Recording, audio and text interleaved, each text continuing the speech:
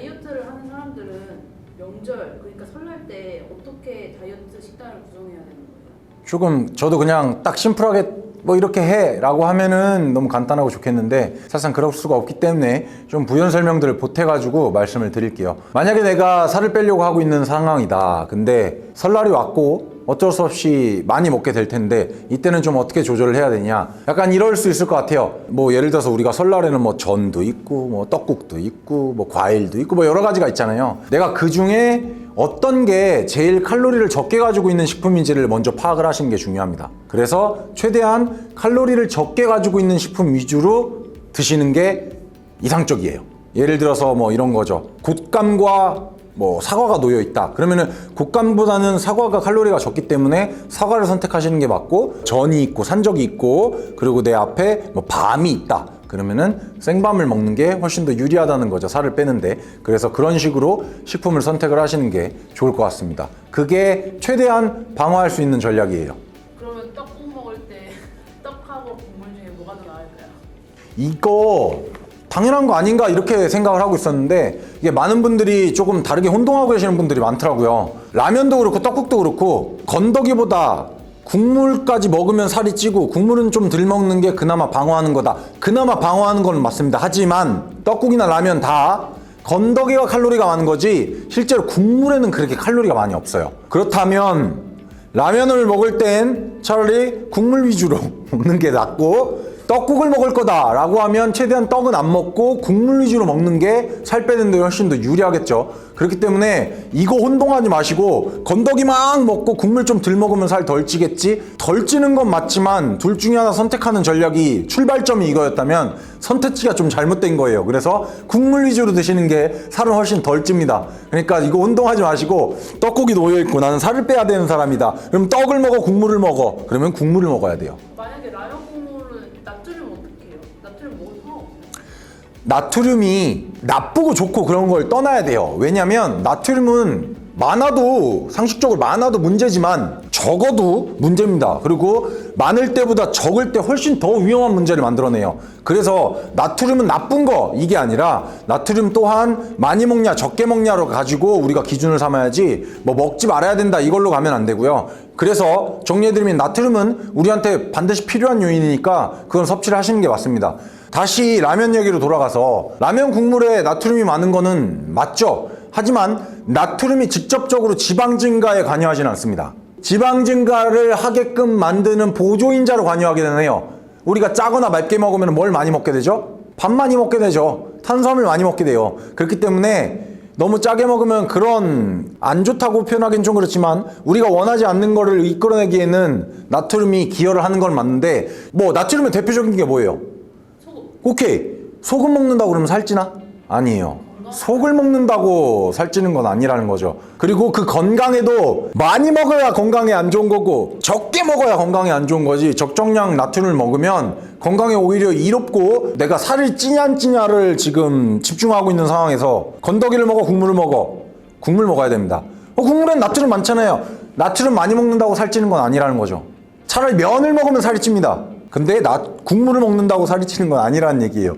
그러니까 국물을 선택하셔야 되고, 거기서 추가적으로 나트륨 섭취를 많이 했으니까 건강에 안 좋은 거 아니냐? 만약에 전체적인 하루를 봤을 때 그날 섭취한, 일주일을 봤을 때 일주일 전체에서 섭취한 나트륨이 많으면 건강에 안 좋을 수 있어요. 그러나 나트륨 자체가 나쁜 건 아니다. 그리고 한 번 더 말씀드리지만 나트륨이 살을 찌게 만드는 건 아니다.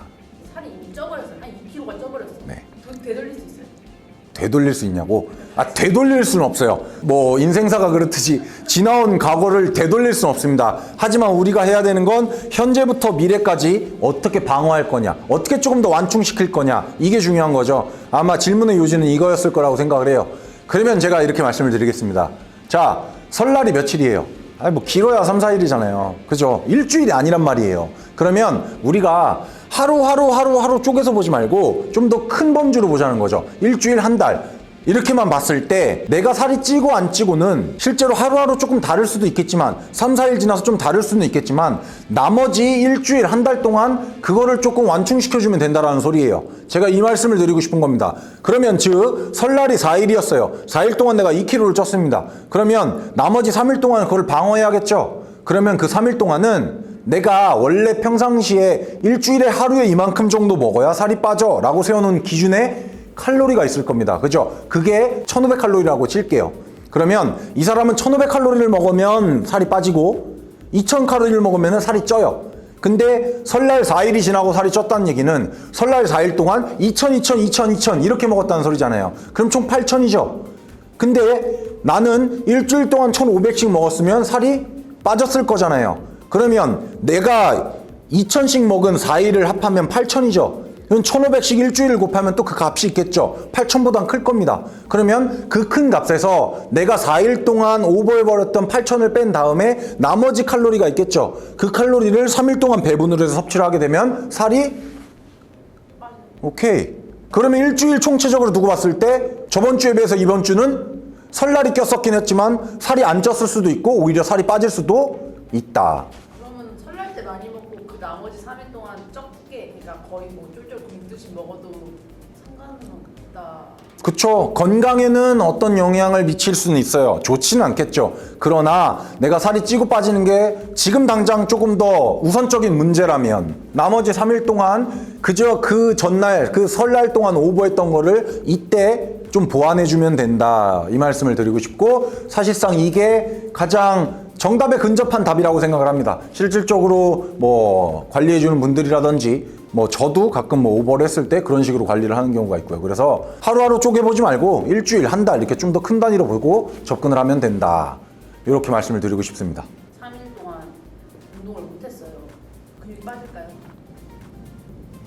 빠질 것 같아요? 빠질 것 같아요. 아, 빠질 것 같아요. 왜냐면은 식단도 제대로 안 할 거고 운동도 안 할 거고 먹고 자고 이럴 것 같은데 막 술도 먹을 거고. 네, 그렇죠. 그러겠죠. 빠질 것 같은. 그래서 빠질 것 같다. 이게 사실상 이거 오늘 촬영하기 전에 이 전날 정 PD님이 요 질문들을 쭉 주셨어요. 이게 그랬어요. 어쨌든 그러면 방금 전에 했었던 그런 질문들을 쭉 해줬을 거 아닙니까? 저희가 무턱대고 촬영을 하진 않을 테니까. 제가 그 질문을 받고 그냥 무시하는 거 아니에요. 그냥 제 입장에서는 이게 너무 어이가 없는 거예요. 그래가지고 아, 진짜 그럴 것 같아요? 약간 이런 식으로 물어봤는데 이게 정 PD가 반문이 오는 게 왜 바보 취급하냐, 모르는 거다, 이건 죄가 아니다, 이렇게 얘기를 하더라고요. 그래서 제가 한 번 더 돌이켜서 생각을 해봤더니 제가 많이 아는 건 아니지만 내가 아는 게 이 사람도 당연히 알 거라고 생각했던 제 오판이었던 것 같아요.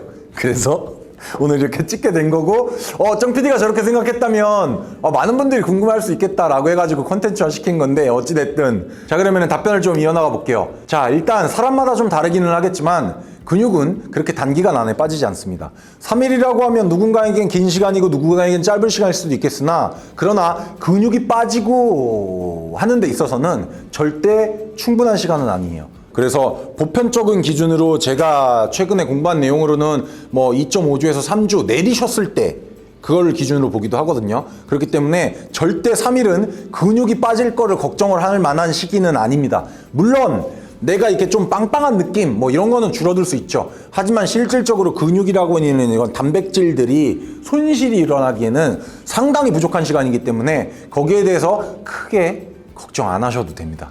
걱정하지 마시고, 좀 과격하게 표현드리면 평상시에 운동 막 그렇게 하지도 않다가 막 3일 그렇게 하면 빠지는 거 아니야? 막 이러면서 막 설날에 나 운동하러 가야 돼 그러면서 막 가족들 팽개쳐놓고 운동하러 가지 마시고, 그날 그런 이벤트는 그냥 온전하게 가족이랑 행복하게 보내세요. 그리고 나서 다시 4일차부터 5일차부터 열심히 시작하셔도 근육 안 빠지고 내가 이전에 느꼈던 그런 빵빵함 다시 충분히 회복시킬 수 있으니까 그런 거 너무 걱정하지 마시고 그냥 설날 자체를 즐기셨으면 좋겠습니다. 그동안 10년 동안 보디빌딩 대회를 뛰시면서 명절이 겹쳐졌을 거 아니에요? 아, 그쵸. 그때마다 어떻게 이겨내셨어요? 저는 명절이 시즌 중에 명절이 껴있었다. 그럼 명절에도 식단했어요. 내 계획하에 있던 운동했고.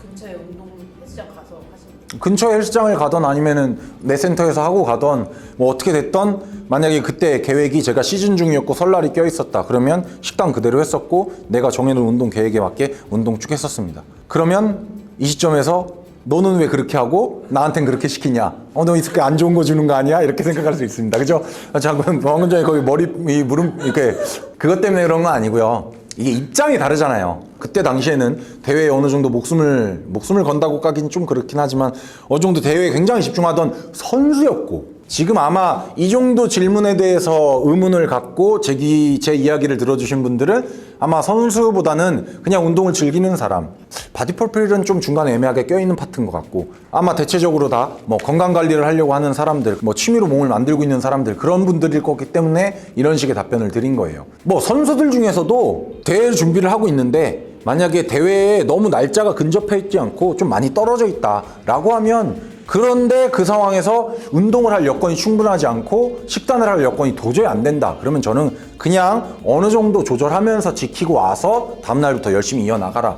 이렇게 얘기를 합니다. 그렇기 때문에 저는 그렇게 하고 틀린 답을 일부러 줘가지고 뭐 쉽게 말하면 뭐 엿먹이려고 막 이러는 거 아니고요. 입장이 다르니까 이렇게 설명을 드린 거예요. 그래서 거기에 대해서 너무 걱정 안 하셔도 됩니다. 제 딴에는 조금 이거를 물어본다고 라고 했던 거지만 많은 분들이 궁금해 하셨을 수도 있을 것 같고, 그리고 사실상 그렇게 느꼈던 거는 제 잘못이기 때문에 제가 이런 질문들에 대해서 제 나름대로 이렇게 답변을 드려봤고요. 여러분들 거기에 대해서 너무 걱정들 하지 마시고, 제가 틀린 답을 주진 않았기 때문에 여기에 대해서 적용해 나가시면서, 또 저희 추석도 있고 뭐 꼭 그런 명절이 아니어도 이런 이벤트들이 충분히 발생할 수 있잖아요, 몸을 만들어 나가는 과정에서. 그렇기 때문에 그런 상황에 직면했을 땐 제가 오늘 이렇게 소개해드린 방법대로 조절을 해 나가면서 지키셨으면 좋겠습니다.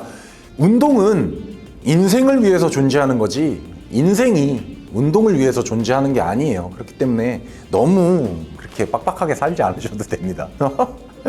항상 똑똑하고 건강하게 운동합시다. 김광호였습니다.